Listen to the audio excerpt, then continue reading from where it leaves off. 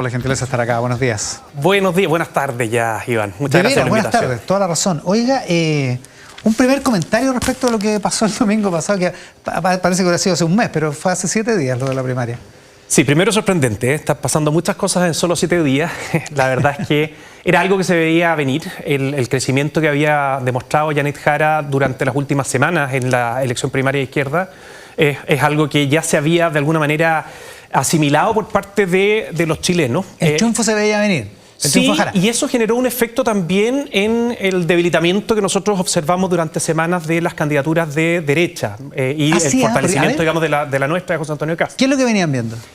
Si tú te fijas, independiente de lo que pasó el domingo, que terminó por constatarse que ganaba Yanet Jara, ya hace algunas semanas se veía en el fondo que era una gran amenaza para la primera gran favorita, que era Carolina Toá, y en paralelo, inmediatamente los chilenos empezaron, digamos, a encontrar cuál iba a ser, digamos, la persona que podría eventualmente competirle a Yanet Jara desde este lado de la vereda. Y si tú te fijas, empiezan a coincidir exactamente hace 3-4 semanas la caída más abrupta de Evelyn Matei, de Johannes Kaiser y el crecimiento sostenido de José Antonio. Entonces, o sea, ¿el alza de Jara beneficiaría a José Antonio Kast? Hay algo, no sé si de beneficio, sino que hay un efecto como inmediato y automático de que las personas de izquierda que eligieron a Yanet Jara genera un efecto en las personas de derecha que dicen vamos con Kast para competirle a esa gran amenaza que es la continuadora del gobierno de Gabriel Boric. Porque hay una cosa más definida, y hoy más día, concreta. Yo creo que ya la suerte está echada. Si tú lo ves en todas las encuestas, al final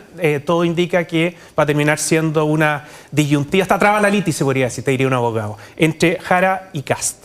¿La suerte está echada? Yo siento que sí, que esas son las dos candidaturas más fuertes. Igual que en 4 meses, ¿eh? No, sí sé, pero evidentemente me imagino que cualquier persona que ha estado leyendo las noticias o analizando las encuestas se da cuenta que no existe esta lógica de una segunda vuelta entre dos personas de derecha.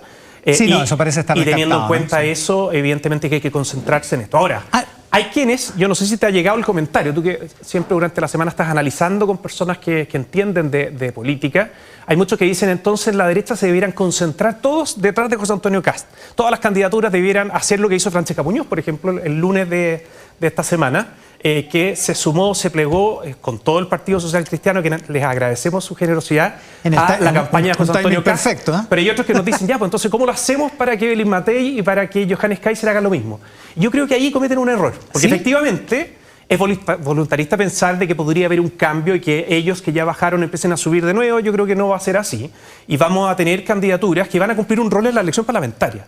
Entonces, si es que alguien piensa que nuestro primer óptimo como candidatura de José Antonio Kast es que todos en primera vuelta estén detrás de José Antonio, o que se están olvidando la elección parlamentaria. En la elección ¿ya? parlamentaria ya nos han dicho demócratas amarillos que no estarían en ningún caso con nosotros. Entonces Evelyn Matei tiene, junto a Chile Vamos, que recogerlo, fortalecer esa lista. Nosotros con el Partido Social Cristiano y Libertario fortalecer nuestra lista y acordarse que para hacer los cambios que necesitamos en materia de seguridad pública, en materia de economía, se necesita tener todo el sector, mayoría en el Congreso Nacional. Y para ese objetivo necesitan que Evelyn Matei le vaya bien en un sentido. Necesitamos que sigan con la candidatura. Y yo me refiero a si es que le empiezan a dar oreja, como se dice a algunos, de que tendrían que bajarse. Eso es un error.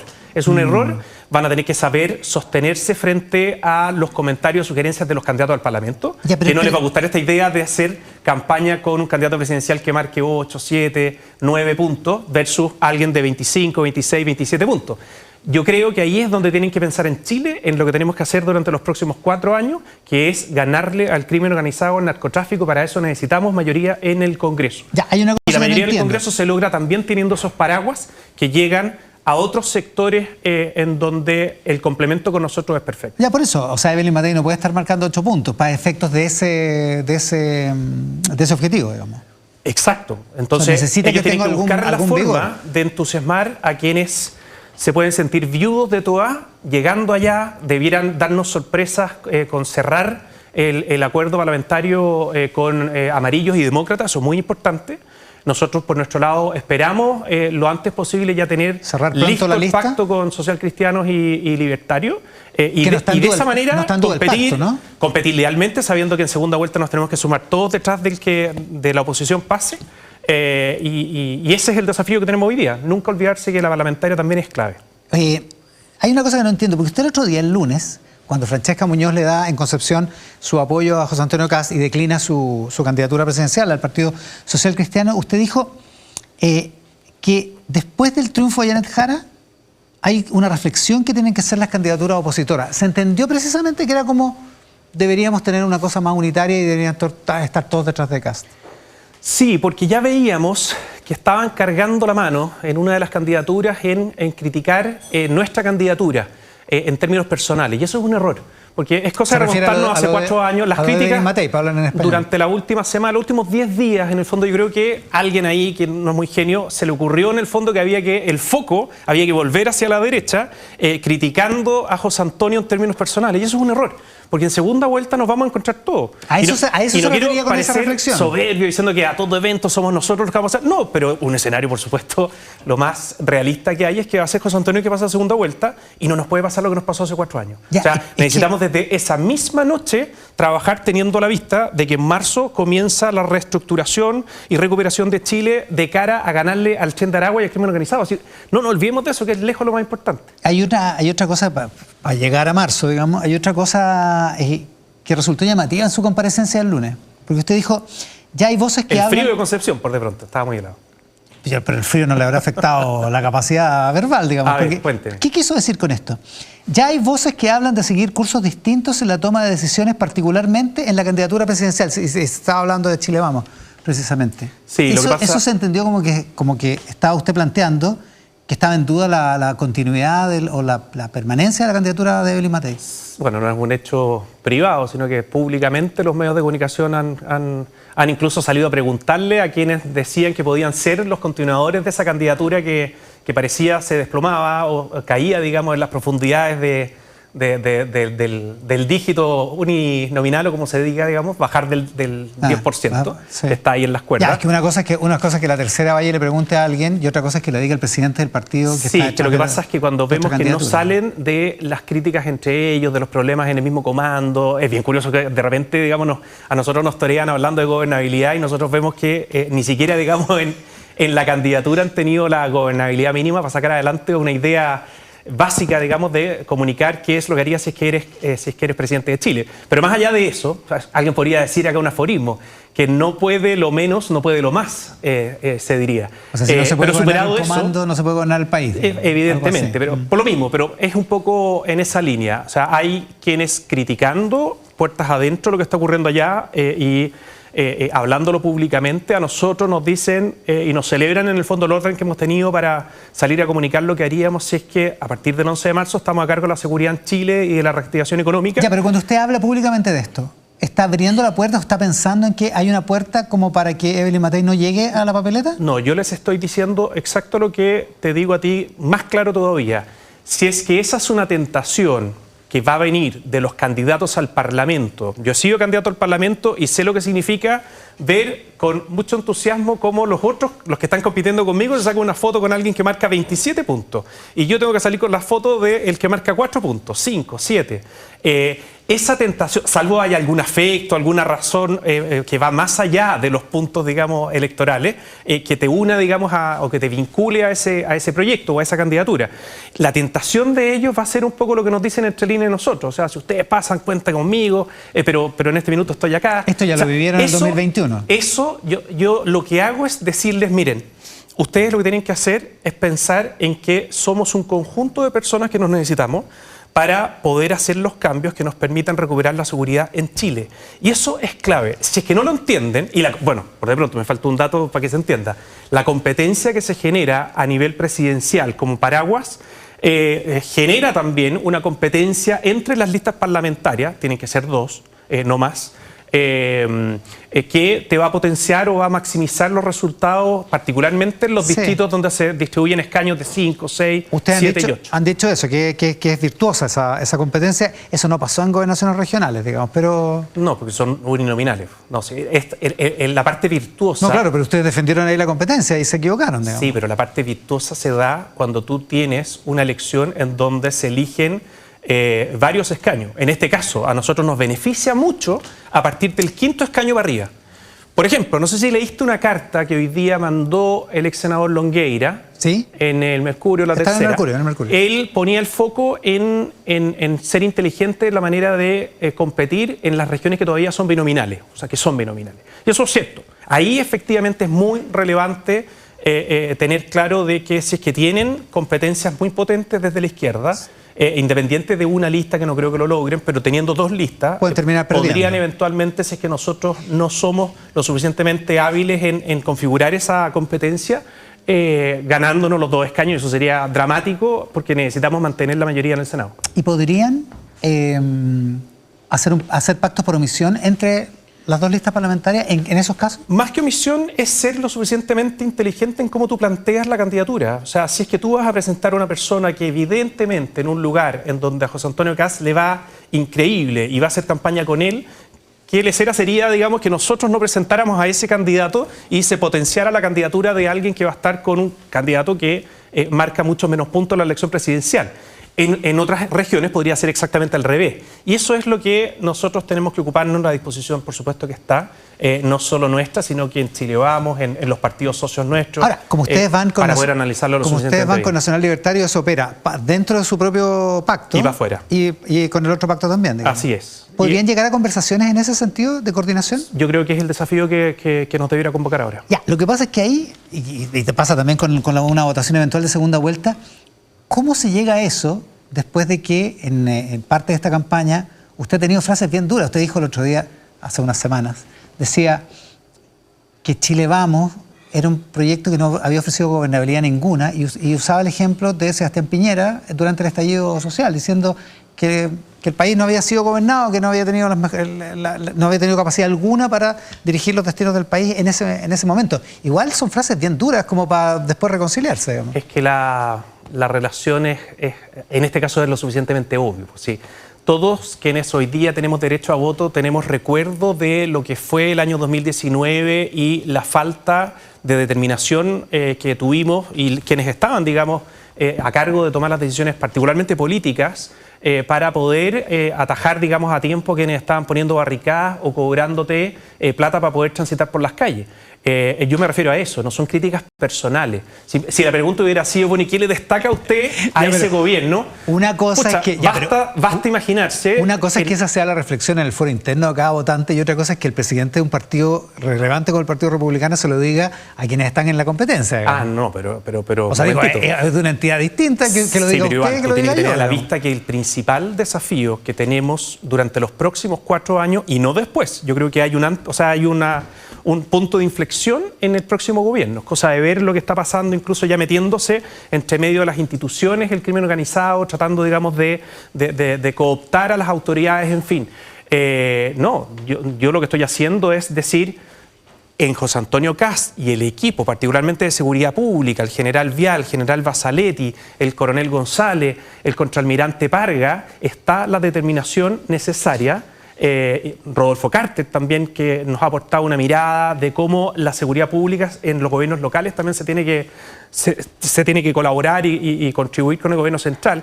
Bueno, evidentemente yo tengo la responsabilidad de demostrar de que con José Antonio Kast y ese equipo a la cabeza de seguridad pública no vamos a vivir lo que se vivió durante el año 2019, o si es que algunos pretendieran hacernos vivir una situación similar, va a haber la determinación suficiente para restablecer el orden. Eso yo me siento en todo el derecho de manifestarlo. Distinto es que yo le asignara esa responsabilidad a una persona determinada o que yo no fuera capaz de reconocer las cosas muy positivas que se tomaron como decisiones en ese gobierno. Por ejemplo, la determinación que tuvo el presidente Piñera de adelantarse, y esto fue genial, adelantarse en la elaboración, en la compra de algo que todavía no existía. Imagínate, eso es determinación en una materia súper específica que le salvó muchas vidas a muchas personas probablemente. Claro, nadie me lo pregunta porque me preguntan a ustedes que les gusta hacernos pelear por las cosas negativas. Pero lo positivo también uno tiene que tenerlo a disposición de los gobiernos futuros y por supuesto que esa determinación en materia de seguridad pública y de economía va a ser fundamental. Ya veo que llegó en plan muy unitario, llega hasta con el halago. Para es que me topé con Isabel Placa a la salida, entonces... Por eso, se ve. Sí. Ya. Oiga, precisamente usted estaba en el estudio cuando estábamos hablando en nuestra mesa de análisis y se hablaba de cómo Janet Jara instaló el patrimonio de lo emocional en una campaña que parecía difícil, digamos, parecía a los tumbos, independientemente del 9% de participación electoral, independientemente de todo eso. Usted ha visto lo que ha provocado la encuesta Janet Jara y cómo ha aglutinado a un cierto votante a partir de lo que decía nuestro analista, de una cosa emocional que es distinta al pragmatismo o a la abstracción que implica la seguridad como concepto, e incluso el crecimiento como concepto, que suena mucho más abstractos que voy a mejorar la vida y créeme, que es algo que podría decir Janet Jara. ¿Cómo intentaría José Antonio Kast desafiar ese obstáculo que le está poniendo Jara a partir de esta misma semana? Yo creo que estamos viviendo una semana evidentemente cargada por un protagonismo que tuvo Janet Jara por haber ganado el domingo, aparentemente, porque hay ahí un espejismo, con una gran mayoría, pero en estricto rigor de un universo muy pequeño. Exacto. Los números en el fondo nos llevan a concluir de que votó la gente más politizada del Partido Comunista, estaban todos bien de acuerdo. Pareciera en todo caso que, porque acabo de ver, ustedes hicieron un enlace con un periodista que nos decía que no, al final no va a terminar renunciando a la militancia. No la va a suspender, lo descartó hoy día entrando al Caupolicán. Claro, y el que lo había anunciado había sido el exalcalde Jadwe. Bueno, ahí tienen líos que resolver, por supuesto, pero evidentemente ella tuvo un protagonismo que se traduce en que la emocionalidad que él transmitió a través de la franja esté representada, digamos, en la valoración que la gente está haciendo. Me da la impresión de que el efecto espuma va a empezar a bajar. Claro, y nos vamos a acordar esta semana. Vamos a acordar de cuáles son sus bajadas en los temas que verdaderamente nosotros queremos resolver. Seguridad pública y cómo reactivamos la economía para volver a crecer. Y es ahí en donde nosotros tenemos que ver, y yo, quieras o no, coincido con Isabel Pla y con Cristian Valdivieso, creo que decían, no hay que concentrarse únicamente en los comunistas.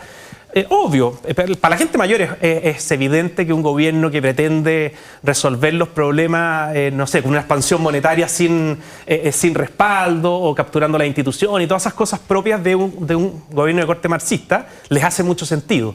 Pero para el votante mayoritario de 30 años para abajo, no. Y la verdad es que a ellos hay que hablarles de cómo, en vista de lo que ha hecho públicamente Janet Jara en materia de seguridad pública, uno se la imagina de presidenta y la cosa no cuadra. Ejemplo, ella representaba, o sea, como abogada, representaba a personas que estaban en primera línea del estallido social.